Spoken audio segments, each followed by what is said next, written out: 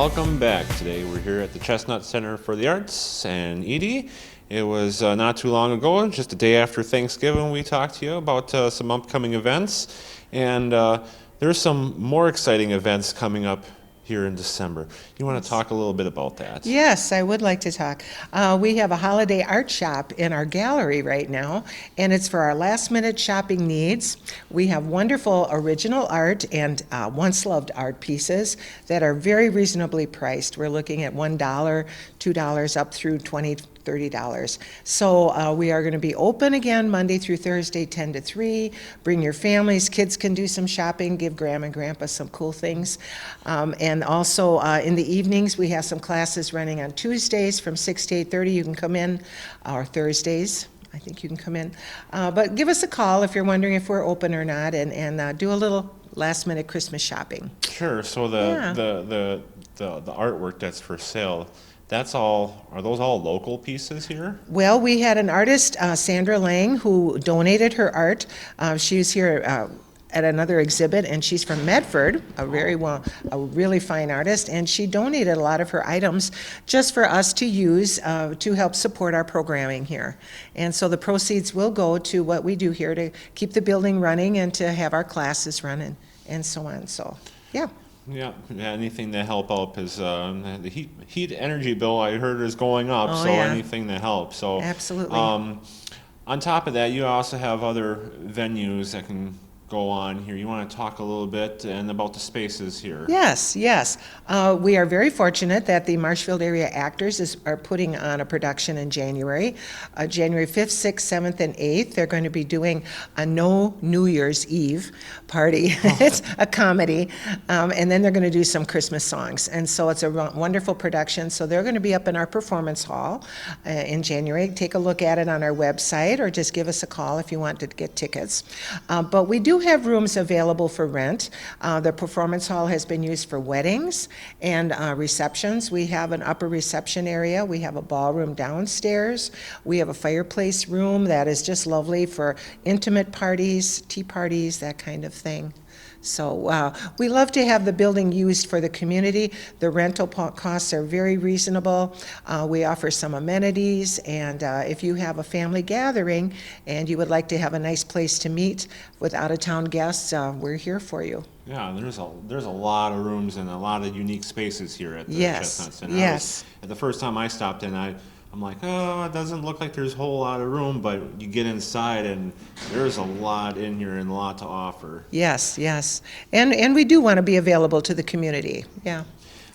With that, is there any upcoming events that you would like to share as a sneak peek that's going on? Well, on January 28th, as a matter of fact, we have the Hub City Jazz group coming in the ballroom, so that's going to be a casual kind of performance, and we'll be sitting at tables, and there'll be some beverages and refreshments, and they're excited to come here.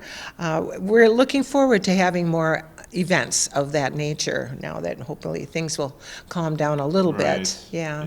So is there any other art exhibits coming up that we know of? Yes, we have exhibitors coming again in January. I can't tell you who they are right now. It's going to be a surprise. We'll have to stop back in next. Exactly. Early January, we're going to have another exhibitor, and that'll be going through the rest of the year of 2023. We also have many classes. We have 13 different classes we're offering, winter and spring. One-night classes, Sunday afternoon, and 6-week classes. So we'll tell you more about that as we get into the year. Yeah, and if they just want to get any more information or register, they could just go on the website, right? On the website, correct. We will be in the Parks and Rec flyer. If you look for that around town, that will be, I think, out in the public maybe end of the month or something to that effect.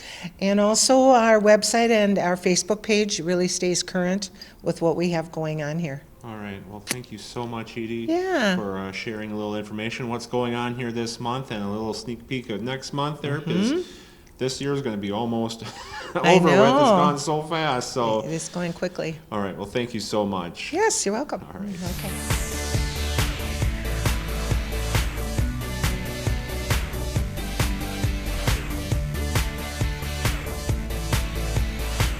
Well, welcome back. Here we're in the studio, and we got Amy Bell. Amy, thank you so much for coming up here and talking about the holiday fair event that's coming up. First, let's get a little information about you. What role do you play in this event that you host? Well, I started hosting the event because I am a vendor myself. I sell 31 and I sell Norwex, and sometimes it's hard to get in a show. So 6 years ago, I just started doing my own show, and then here we are. So now I do 4 shows a year, and I try to let in local crafters and vendors, and every year I usually get about 50 vendors in each show. Okay. And how long have you been doing this? So 6 years. For 6 years. Yeah. When I first started out, I only did Norwex, and then I started doing 31 as well. And then I just know a lot of other crafters and vendors, and they're always looking for a place to have a show. And the Old Armory, the Oak Avenue Community Center, is a really nice place. Yep, and that's not too far from here. So, with that, what would people expect when they come there? Is this going to be all Christmas themed or crafts? Well, give us a little insight what people can expect. Sure. So it's a mixture depending on what time of year it is. So Right. this being the December show, it's usually a lot of Christmas items. And like I said, I have usually about 50 people in it, and it's usually a very good mix of direct sellers and crafters. So the crafters, usually this time of year, they're bringing a lot of things like hats, mittens, crocheted blankets, ornaments, just anything that they might want to, Sure. signs, things that they want to give, people might want to buy for gifts and use for Christmas. And then the same with the direct sellers. There's going to be like Tupperware, Color Street, Paparazzi, Scentsy, the Norwex 31, Avon. So there's just a lot of those, and like I said, it's a pretty good mix of half vendors and half crafters. And then in the cafeteria, I'll also have somebody that provides food that for purchase. Okay, so yeah, if you're a little hungry, or God forbid it's 30 below out, hopefully it's not there, they'd be able to get some warm beverages. With the local vendors or the crafters, are these all local people in the area? So most of them seem to come from Marshfield, Wisconsin Rapids, Spencer, a couple maybe Wausau or Medford. So I would consider them local from, people don't usually come from too far. Right. And same with the direct sellers. They aren't usually coming from very far. So a lot of them are local to Marshfield, Rapids, Pittsville, that sort of thing.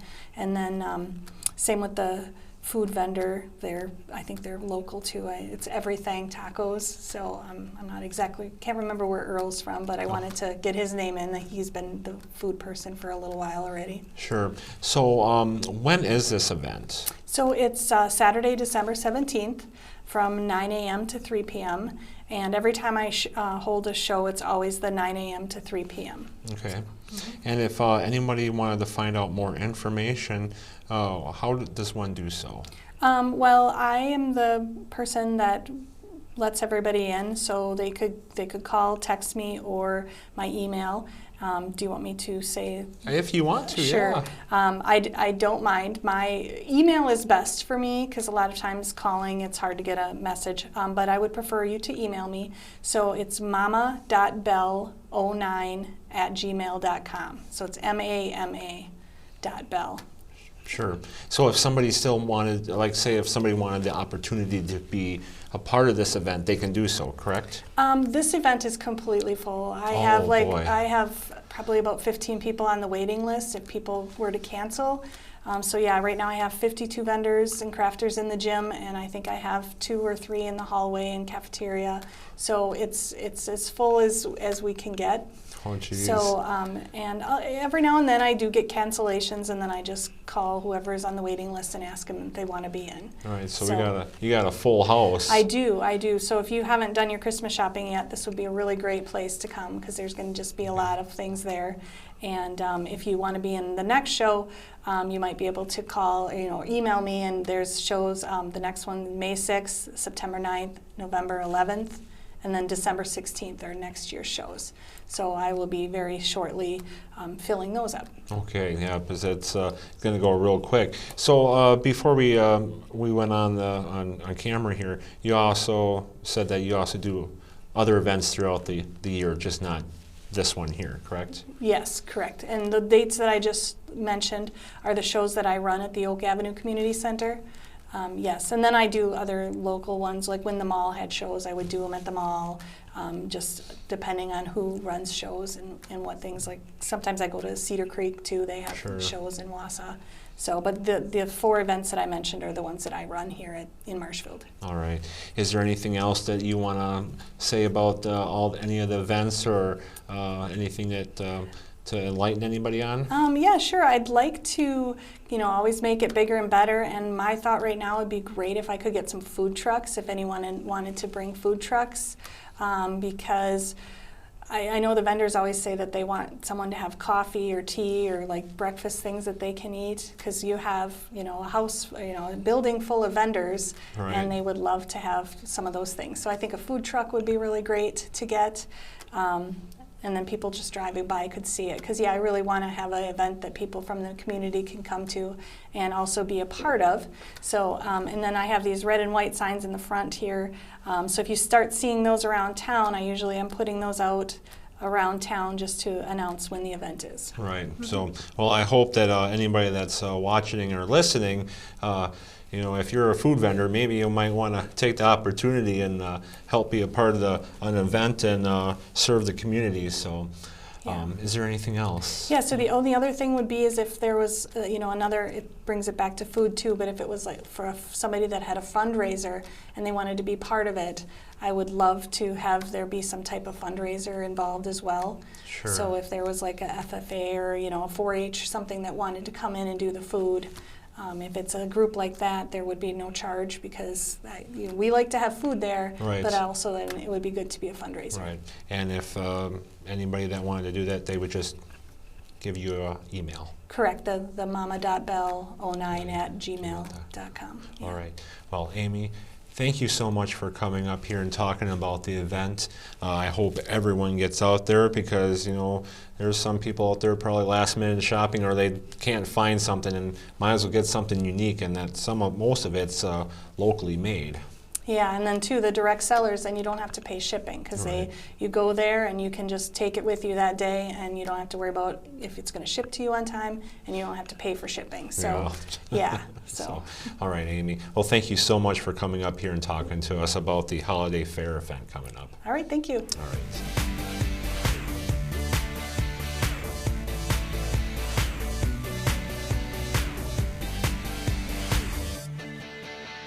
Today we're here at the Wildwood Zoo for the Rotary Winter Wonderland. And thank you so much for having us down here today. Tell us your name and what role you serve here. My name is Danielle Nystrom. I'm one of the project organizers. And I'm Al Nystrom, proud father of Danielle, and also one of the organizers of the project. Okay. Now, coming out here, there's a lot of lights and stuff like that. Let's get some history on there. How long has this been going on? So our first year was 2006, so this is our 17th season here in Marshfield. Okay. And how did this come about? I mean, one day you just don't say, I'm just going to go to the park and put up all these lights and hope people come. I mean, what's the story behind this? Yeah, so the original idea really came out of the Cross. The Lacrosse Rotary Clubs there had done a lights display for a few years before us, and a few of us had the idea that it would be cool to have a lights display here in Marshfield, so we went down and met with their leadership team, learned about what they're doing, came back and pitched it to Marshfield Rotary, and got a lot of support right away from not only Rotary but from the community at large. Everybody kind of rallied around the idea, and we had plenty of fundraising and plenty of volunteer support to launch the project back in 2006. Sure. Now, taking a look at this, there's a lot of ornaments and a lot of displays and fixtures and lights and you name it. How long does it take from beginning to the end when it's all set up? How long does this take to prep to get all? I mean, that looks like a lot of work. Yep, so there's a group of guys that work on this project year-round, but with the volunteers, usually about the middle of October to the middle of November is how long it takes us to get everything from our storage units to the zoo and all set up and looking like it does now. So you store all this in a storage building, so it's like the Santa's workshop once a year where you just pull all this out here. So Yep, we have a lot of things in a storage unit out on the south side of town there, and then we also have a couple trailers full of displays that stay down here. for the year. Sure. So the guys that work on us, do they plan where they're going to stage things throughout the park and build things if necessary, or are people donating items? Yeah, they are the masterminds behind what you see when you come in here. They do all the ordering. We have a distributor that we work with to get all the lights and the displays, and then they do their magic and create the different displays that you see as you walk through the zoo. Yeah, the other important part of what they do is repair the stuff that needs to be fixed, and there is a lot of damage in an outdoor event over 17 years. You know, the squirrels like to chew on our cords and things like that, and light bulbs go out. So I got to give that group a lot of credit. They're in there on Monday nights in the summertime when the rest of us are outdoors. They're out there making things ready for the next season. So we're very grateful. Yeah, I suppose one bulb goes out, they all go out. You got to do that with all of them, so that must take a lot of time and prep work to do all that. So with that there, how is this event helping those in the community and the surrounding areas? How does the Rotary help with helping the community out? Yeah, so our mission has been to feed the hungry of the Marshfield area, and that's really expanded even to north central and western Wisconsin. We don't ever charge admission for to visit. We want this to be accessible to everyone, but we do ask people to make donations of non-perishable food items, and most do. And if they don't, they'll drop a couple dollars in the collection bucket, and those support a network of 30 food pantries within about a 50-mile radius of Marshfield. And so over the course of a season, we should drop 40 to 50,000 cans of food into these pantries, and of course we'll write some nice checks at the end of the season if we're able to have the financial support from our visitors to do so, and that's also been very helpful. So it's really been good. I think it's been a great, really take a lot of pressure off of the pantries that serve those who need a little help, and in the process we generated, I think, a lot of community pride and enjoyment, and given someone just a nice holiday tradition for a lot of families here in Marshfield. Right. Now, talking about the food donations, I've spoke to other organizations that help kind of do the same things or donate other items like clothing and stuff like that. And there's a more need and awareness that more items traditionally have been requested be made more of. Is that, are you asking for more than you did last year? Of course, there's no such thing as not getting enough, but has that been ever an issue? Yeah, we've seen obviously an increase in the need from the pantries over the last several years just due to the state of the world, and I think we saw the response of that as our community being even more generous, and that's of course always our goal, is to give more than the previous year and to collect more than the previous year. But I would say 2020 and 2021 have been very good to us. Our guests have been generous, and we could not ask for more of that, and I think we just want people to remember the reason we're doing this and our mission, and that there's a lot of people that need a lot of help this time of year especially. So if we can help sustain them through the next couple of months, that's what we're here for. Right.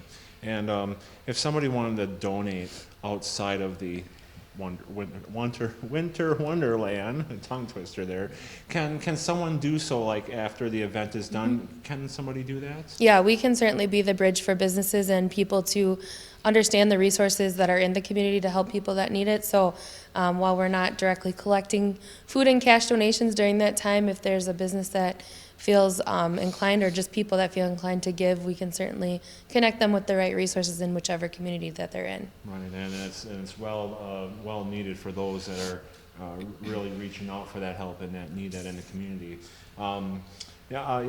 Just last week I was out at a greenhouse there, and there was no snow on the ground, but now we have snow. So let's talk about the event here. When does it start? What are the hours, and when does it end? Just so then the folks know what those times and hours are. So we start the day after Thanksgiving every year. So this year it's November 25th, and then we always run till New Year's Eve. So December 31st is always our last night of operation. We're open 5 to 9 every night, weather permitting. We've canceled probably 7 times in 17 years. Oh, no. So we really try to keep it open and sustain it as long as we can, because it's a short season. So if there are weather cancellations, those are always blasted out to the media sources and then also on our Facebook page. So we are pretty adamant that we stay open unless it's really not safe for our volunteers.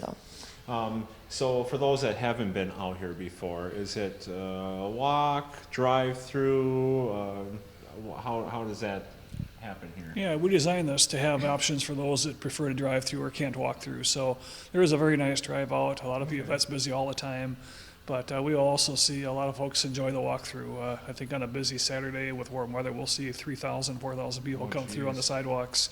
And that it really is the best way to see everything we've got. I mean, there are literally hundreds of displays that have been built, and they're pretty scattered, across a pretty good sized footprint. So both are available.